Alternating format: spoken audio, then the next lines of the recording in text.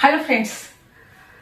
तो आज मैं पराठों के बारे में बात करूंगी, सब्जियों के पराठों के बारे में। आपको एक टिप्स दे रही हूँ आपको कि जब भी बच्चे कोई सब्जियां नहीं खाते हैं तो उन्हें पराठे बना के दे दें। जैसे गोभी का पराठा बना दें, आलू का पराठा बना दें, पालक का पराठा बना दें, मूली का पराठा बना दें। और जो भी पराठा आपसे मिले नहीं, तो कई बार ऐसा होता है कि आलू का पराठा भी नहीं मिलता है या मूली का पराठा नहीं मिलता है, तो उसमें आप बेसन डाल दें। जब भी उसको थोड़ा सा कसें, जैसे मूली को कस के उसमें पानी बहुत होता है, पानी निकाल के कस के और पानी निकाल के उसमें बेसन मिला दें और थोड़ा सा उनको सेक लें।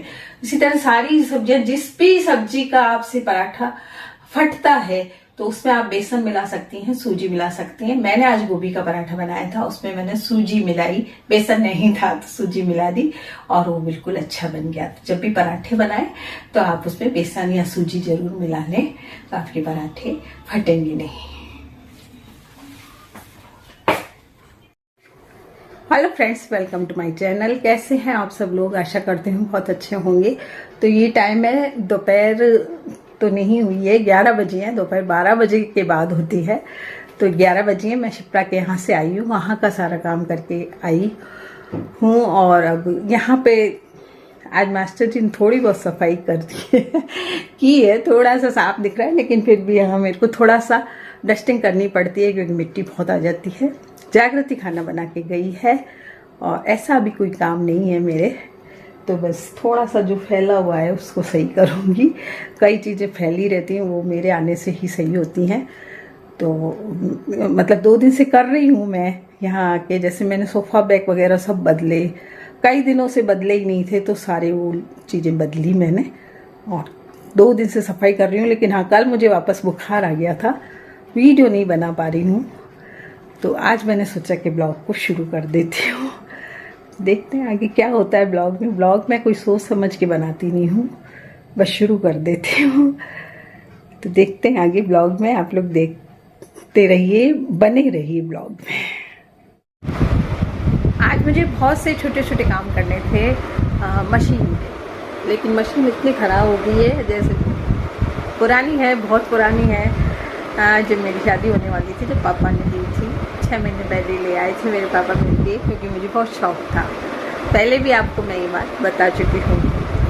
तो उसको निकालूंगी, अभी धूप में निकालूंगी, तेल दूंगी उसमें, तब कहीं जाके थोड़ी सी चलने लगेगी। जाम हो गई क्योंकि बहुत दिन से चलाई गई है मैंने, और मुझे छोटे मोटे बहुत से काम हैं। तो ऐसे छोटे मोटे काम होते हैं तो बाज़ार में दिए नहीं जाते क्योंकि टाइम लगता है, और किसी को भी टाइम नहीं है कि छोटे छोटे काम मेरे करा सकें। जागृति भी जाने लगी तो वो पूरे दिन चली जाती, नहीं तो वो कई काम करवा के आ जाती है मेरे। यहाँ पे कटला है यहाँ पर, वहाँ जाके वो कई काम करा देती है, जैसे फॉल लगवा देती है साड़ी में, या कोई टाका वाका लगवाना होता है तो जाके लगवा देती है। लेकिन अब उसको टाइम ही नहीं है, तो फिर मुझे मशीन निकालनी पड़ेगी और मैं उसमें धूप दूँगी, तब कोई छोटे मोटे काम करूँगी। तो मैं कह रही थी कि अब शिप्रा भी जाएगी, थोड़े दिन में जाने क्या लगी है, थोड़ी सी उठने लगी है और काम अपना कर लेती है, बहुत सा काम वो कर लेती है, छोटा मोटा काम कर लेती है, या थक के लिए भी किचन में कुछ बना देती है, या जैसे मैं उसका खाना बनाती हूँ पर फिर कुछ और बनाना होता है तो वो बना लेती है, तो मुझे काफ़ी हेल्प हो गई। और यहाँ पे जागृति आ गई थी ऐसे, तो फिर वो बनाने लगी सुबह का खाना वाना, तो इतना मेरे को दिक्कत नहीं है। हाँ, थोड़ी सी बीमार होती हूँ तो फिर रेस्ट भी करने का टाइम यूँ मिल जाता है कि जागृति होती है तो मेरा रेस्ट भी हो जाता है। तो अभी जागृति की भी छुट्टी थी 3 दिन से, तो मेरा रेस्ट भी हो गया और मैंने अपने कई काम भी कर लिए। और कल वापस मेरे को बुखार सा हो गया था, लेकिन तो ठीक हो गया दवाई लेने से। तो हाँ, मैं अभी काम करके आई थी शिप्रा के यहाँ थोड़ा बहुत, तो थोड़ा कुछ वो कर लेगी। अच्छा, जल्दी आ जाता है तो वो संभाल लेता है उसको। तो यहाँ पे मैं सोच रही हूँ कि जो मेरे छोटे मोटे काम पड़े हैं वो कर लूँ।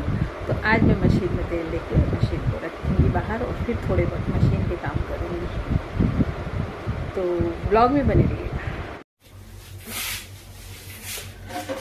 तो आज का मेरा प्लान था कि मैं सिलाई मशीन को धूप में रखूं, तेल दूं, तो वो मेरा हो नहीं सकता पूरा क्योंकि धूप नहीं है, बादल से आ गए हैं और मास्टर जी ने उठा के भी नहीं रखी बाहर भारी ज्यादा है मशीन मेरी, और मेरे हाथ में दर्द है तो मैं उसको उठा के नहीं रख पाती। वैसे मैं उठा लेती हूँ उसको, लेकिन रख नहीं पाई आज। तो मेरा प्लान वो तो गया कि मैं मशीन का कोई काम करती, तो फिर मैंने सोचा दूसरा कोई काम कर लेते हैं। और किचन के काम तो आप जानते हैं कि पड़े ही रहते हैं कुछ ना कुछ।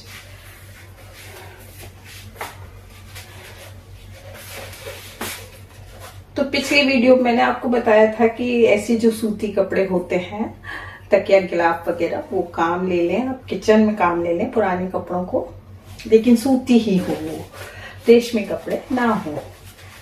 आज मैं एक और आपको जुगाड़ बता रही हूँ। जब तेल भरते हैं तो हमारा तेल धुलता है। एक वीडियो में आपका कमेंट भी आया था किसी का कि आंटी कोई भी चीज का कुप्पी बना के फिर तेल भरें। तो मैंने एक वीडियो में ये वाला टिप आपको बताया भी था कि जो ऐसी बोतल बच्चे कुछ ना कुछ पीने के लिए लाते हैं ना, ठंडी बोतलें, उनको काट लेनी चाहिए। यहाँ से ढक्कन खोल लें, यहाँ से काट के, और फिर हम तेल भर सकते हैं। ये वाला टिप मैंने भी आपको बताया था, लेकिन मैंने खुद ने नहीं किया क्योंकि जो मैंने बनाया था वो मेरा पता नहीं कहाँ गया। आज मैं इसको दोबारा बना रही हूँ और चाकू को गरम करके और मैं इसको काट दूंगी पहले, फिर मैं तेल भरूंगी। तो जब भी किचन में काम करें अपनी साड़ी को संभाल के काम करें, नहीं तो जलने का डर रहता है। तो इसको गरम करके और मैं इसको काट दूंगी, फिर मेरा तेल है जो आराम से भरा जाएगा।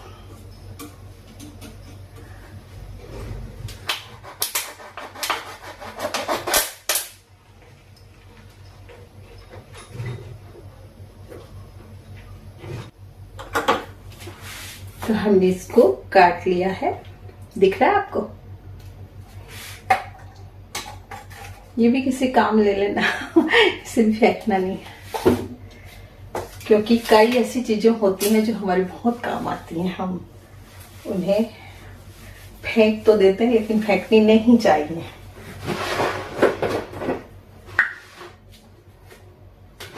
इसको मैं इसमें लगा दूंगी, तेल आराम से भरा जाएगा। पास से दिखाओ, ये देखिए इसमें फिट हो गई।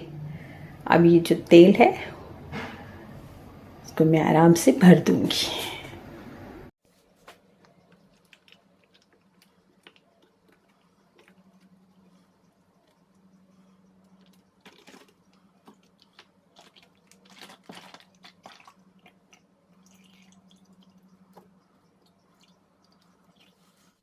तो देखिए कितने आराम से तेल भर दिया मैंने।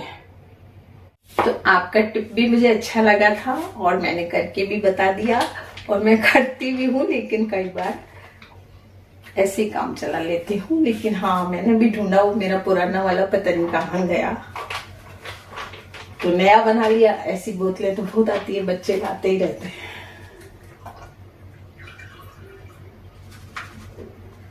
तो हम कई बार सोचते हैं कि ये चीज बेकार है, फेंक दो इसे, फेंक भी देते, लेकिन कई चीजें ऐसी होती हैं जो हमारे काम आ जाती हैं।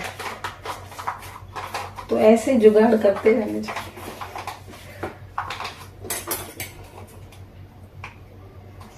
जुगाड़ करने से क्या है, बचत भी होती है और काम भी बन जाता है हमारा।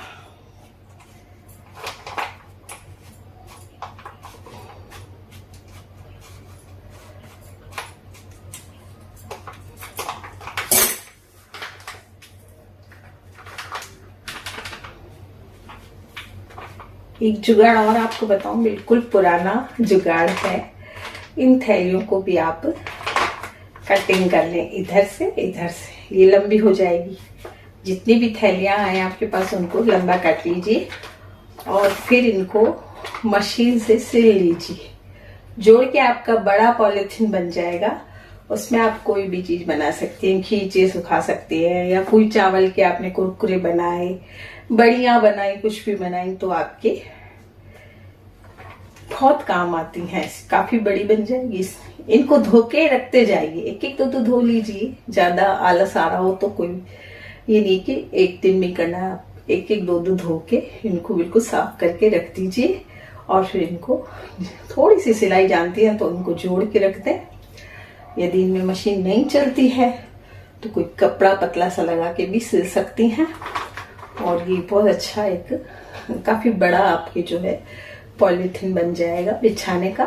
और फिर उसमें आप अपनी बड़ियां बना सकती हैं धूप में सुखाने के लिए, चावल के कुरकुरे बना सकती हैं, खींचे बना सकती हैं। कई चीजें ऐसी है जो हमें सुखानी पड़ती हैं, तो उनको सर्दियों में ये चीज बहुत काम आती है।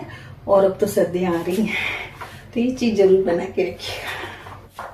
तो शिप्रा के पाँव का जो पट्टा बंधा था खुल गया है, खुल गया है, उसने खोल लिया है। काफी उसको परेशानी होती थी, तो 15 दिन हो गए और उसने खोल लिया है। दर्द है उसके, भी पूरा चला नहीं जा रहा है, लेकिन अपना काम कर रही है काफी। तो मैं सुबह उसके काम करके आ जाती हूँ। फिर जो बाद के काम रहते हैं, जैसे अथक के लिए कुछ बनाना है तो वो अपनी वीडियोस बना रही है, आप जरूर देखिएगा उसकी वीडियोस। और उसकी 10,000 सब्सक्राइबर हो चुके हैं, तो शॉर्ट वीडियोस बना रही है, वो जरूर देखिएगा आप उसकी वीडियोस। शिप्रा वर्ल्ड के नाम से उसका चैनल है। तो अब थोड़ा थोड़ा काम करने लगी, तो मैं यहाँ आके अपने छोटे मोटे काम कर लेती हूँ। नहीं तो उसी के यहाँ मैं पूरे दिन बैठी रहती थी कि कहीं वो गिर पड़ ना जाए। तो जब शुरू में उसका मतलब फ्रैक्चर उसके पैर में हुआ था ना, तो मुझे बड़ा टेंशन हो रहा था कि मैं दोनों घरों को कैसे संभालूंगी। लेकिन कभी भी हिम्मत ना हारे आप लोग भी। कभी भी कोई ऐसा काम पड़ता है तो हंसते हंसते करिए, कोई टेंशन ना रखें, बिल्कुल स्मूथली हर काम करें तो आपका हर काम हो जाएगा। बिल्कुल सोचे नहीं, टेंशन ना करें, चिंतित ना हो बिल्कुल भी किसी काम के लिए।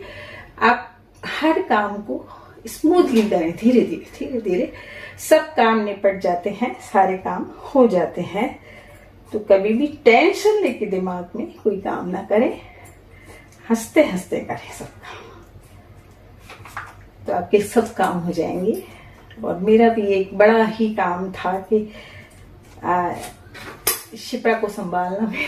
मुझे लग रहा था ऐसा कि मैं संभाल पाऊंगी या नहीं। घर तो बहुत पास में है, लेकिन फिर भी मैं तो कभी घर से निकलती नहीं थी, बिल्कुल भी नहीं निकलती थी, अपने रूम से बाहर नहीं निकलती, अपने घर में काम करती रहती हूँ। तो अब मुझे आना जाना पड़ता है, थोड़े से चक्कर जरूर आते हैं, लेकिन संभाल लेती हूँ अपने आप को। और अपनी बीमारी भूल जाती हूँ जब बच्चे बीमार होते हैं, बच्चों को मेरी जरूरत होती है, तब मैं अपना दुख दर्द, अपने शरीर का दुख दर्द सब भूल जाती हूँ।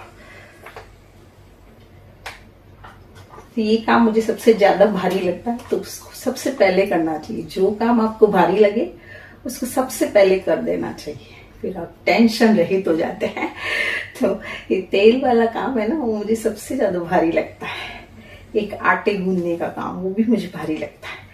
तो जब भी मैं काम शुरू करती हूँ, कहते हैं गैस चलानी लेना चाहिए पहले, उसके बाद आटा गूंदना चाहिए। तो सबसे पहले मैं गैस चला के तवा चढ़ा देती हूँ सिम में, और उसके बाद फटाफट आटा गूंद लेती हूँ। आटा गूंदने के बाद मुझे ऐसा लगता है जैसे मेरा खाना बन गया है। तो जो भी काम आपको हार्ड लगता है, भारी लगता है, वो काम सबसे पहले कर लीजिए।